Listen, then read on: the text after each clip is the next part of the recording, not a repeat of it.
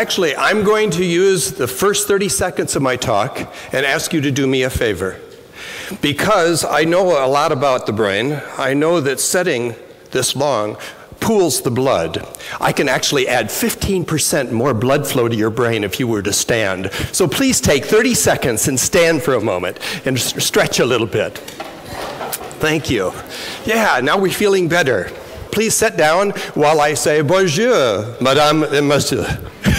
That's it. That's all. We're done. I've been a professor for a long time. I'm a professor emeritus now, and I work full-time on research as senior vice president of research and development for TTI, Target Training International. I understand they have a booth right out here. But I want to share with you some things today that I think are sort of exciting. I want to share that during my teaching, I always had a goal to go beyond the how and to go beyond the what and try to figure out why things happened. I think it's more important to get at the why. As a result of that, I have some lofty goals today for you.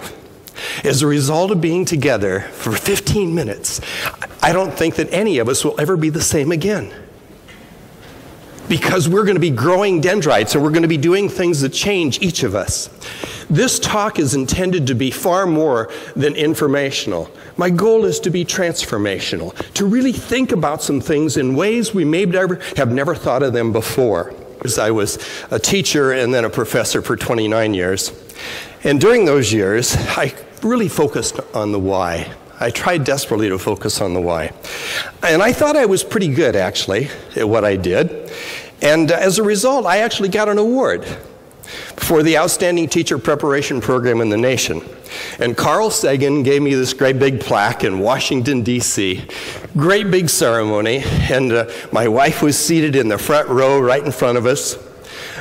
She thought she was there, you know, to participate. What I really wanted was a picture of me and Dr. Sagan. And so my wife had the camera, and she got a picture of us. She's never lived it down. Well, I came home with this lovely plaque, and eventually somebody said, well, what's different about your program? Why did you get an award? Because, see, colleagues don't really celebrate each other's awards.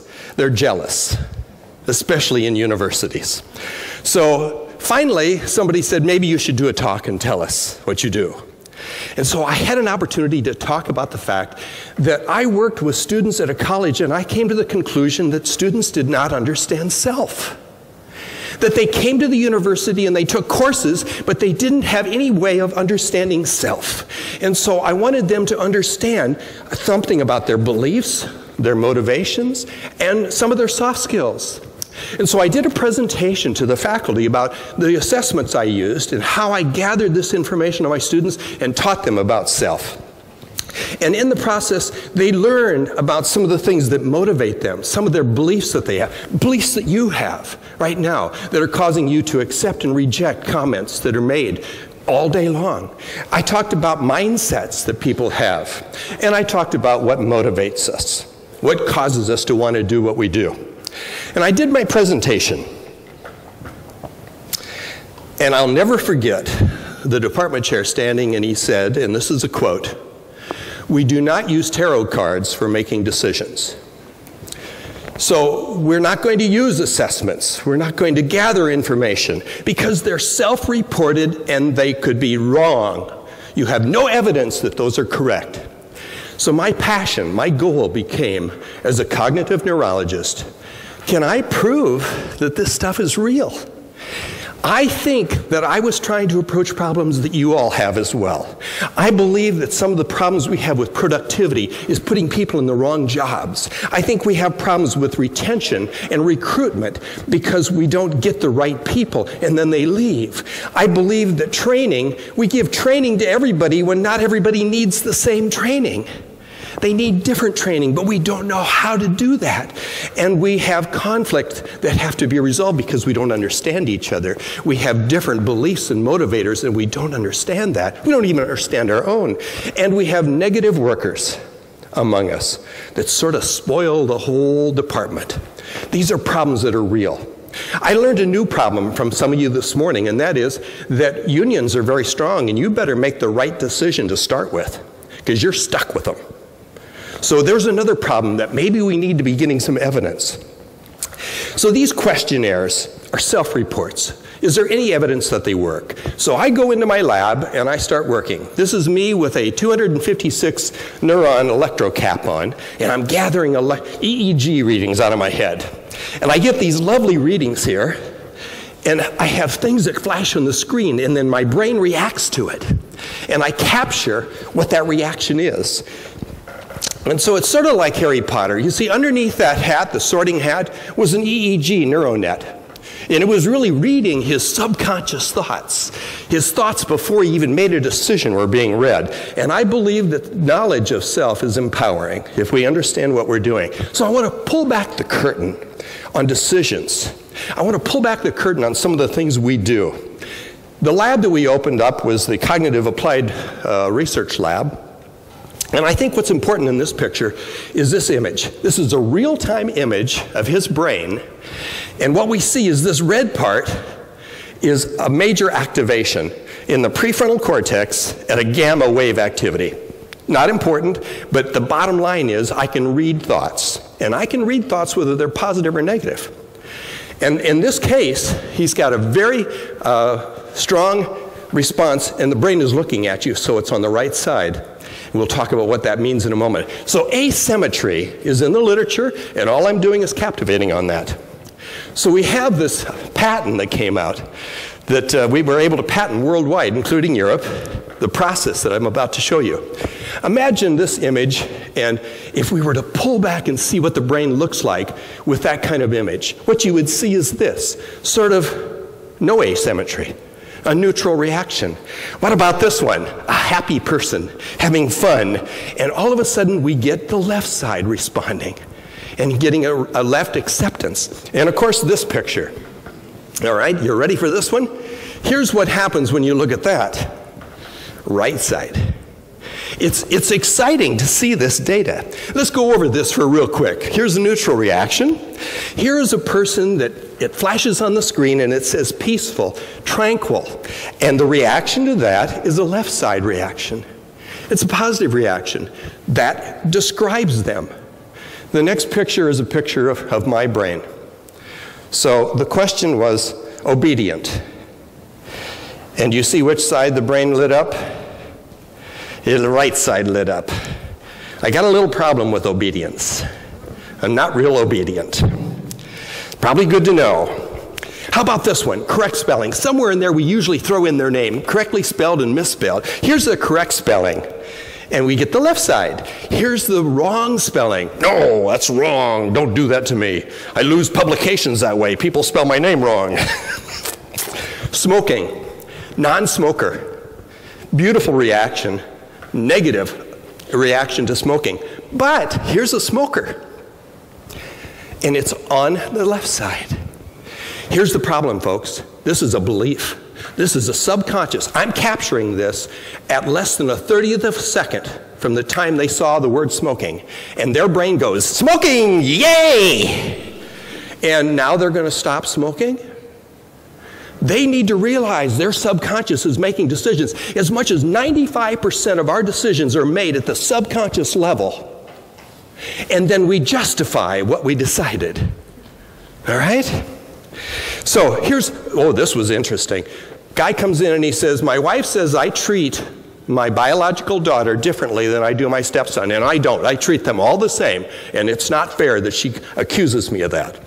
So I said, well, let's have some fun. We'll just look at your brain. Daughter's name flashes up. There's the reaction. There's a little bit of a left side, emotional on both sides, but it's a pretty positive reaction. Then stepson. Stepson is a person that lives upstairs. That's about all you can say about him. There's no reaction, really, and if anything, there's a negative reaction. Knowledge is power. His brain is not lying. He needs to think about that reaction. I want to show you the first experiment that we ran. In one of our assessments, DISC, our DISC has 4 items you have to rank from 1 to 4. So they fill out the survey and they rank it 1 to 4, and then you see the ranking here. Bold, daring was number 1, and careful and calculating was number 4. Then I take them into the lab and I capture the brain images for each of those words. And here's what's interesting. As you see here that bold and daring is a left hemisphere reaction, dominant. That's accepting that concept. 2 and 3, neutral. They're just in the middle. Not really much of a reaction at all. But here's the cue. This is the exciting part. The exciting part is number 4. Careful. Calculating is a negative reaction. This is a person that is a can-do, action person, but they're not a detail person. Their brain reacted to that immediately. We can actually align with about 84% accuracy the brain and number 1. And I can align almost 100% on number 4. Why? Because of this. The pathways of decision making are far stronger for what you're not than what you are. When you go out to dinner tonight, to a new restaurant, you open the menu, and the very first thing you will do if you think about the decision-making process is you will decide what you will not eat. That's the first thing you do. Rejection and aversion drives our decision-making, and our assessments have to recognize that if you only look at what people are, you're really missing the driving forces, because there are words that turn people off. There are concepts that turn people off. Our beliefs are driving our decisions, and we need to understand the role of aversion. Brain activity baseline. This is a person who was diagnosed as chronically depressed. Notice the huge flare here. That's there all the time. This is not a reaction to a word or a concept. That is her baseline. It's right hemisphere, baseline, all the time. She's negative. And then we come in and we say, what's the most positive thing you could think of? And she says, chocolate chip cookies. And so in the assessment, we flash chocolate chip cookies. And here we have her reaction. Folks, it's still negative. That's as positive as she could get. So she's walking around seeing the world through a filter that is negative. And we can document that. Here's another one. She does not smoke, by the way. And here's a reaction to, beer. Yeah, she doesn't like beer either. Okay, she can't go to Germany. I want to show you something that's exciting. You see, you may have noticed something on my head that I have. We now have the ability, you don't have to come to my lab and do this. We're able to start collecting data in real time and looking at some of this stuff in real time. I want to show you what I'm collecting right now. And hopefully this will work. Okay, well, imagine it does move. All I'm doing is collecting EEG from 4 sensors across my head right here, all right? And it's getting that data all the time. In addition, I can also then, with this same instrument, I can actually look at my prefrontal cortex and see the activity, just like the images that I was showing you. I can start to get the same kind of imaging out of here. Now, some of you are thinking, why do I need to know any of this? What's this have to do with me trying to hire people, train people, keep people? What's any of this got to do with it? Here's what it's got to do with it. Imagine what the world was like before we had mirrors. What did you look like? Was your tie straight? You didn't know. We have a new mirror, and we have to figure out what to do with it. We have the ability to pull back the curtain on decision making and look at what people are really believing and what's motivating them in some creative ways, and I think it's going to change the world, and that's very exciting.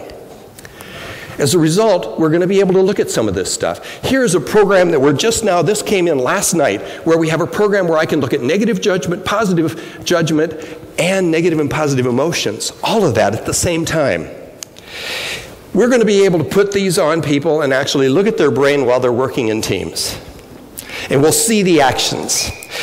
We'll be able to see, and we'll get people to understand that you can control your brain just like your arms and legs, that you can actually work and reduce brain activity. This is a person, a heavy meditator, and they can change their brain activity with heavy meditation. The science of self and the science of awareness of self is a very empowering concept. When you know something, you can change it, you're in control. When you don't know it, you have no control. I'm believing that your productivity can be enhanced when we match people to the right job. I believe that recruiting and retention can be enhanced when we know the skills and the background of the whole person that we're working with. I believe that we can isolate on the training that needs to be done for individuals, and rather than training everybody to do everything. And conflict resolution, when we understand what motivates us, and our negative workers that have that right brain flare all the time need to be dealt with. So the takeaway message is that self-reports really do work. There's real data coming out of your brain, and that activity is sort of cool. Imagine in the future, you walk up in the morning and the last thing you do is look in the mirror, but you put on this device. And it says prefrontal cortex asymmetry within acceptable levels. If time allows, it's recommended you arrange for 30 minutes of EEG Z-score training to lower the beta output in your right prefrontal cortex and increase alpha symmetry. Have a nice day.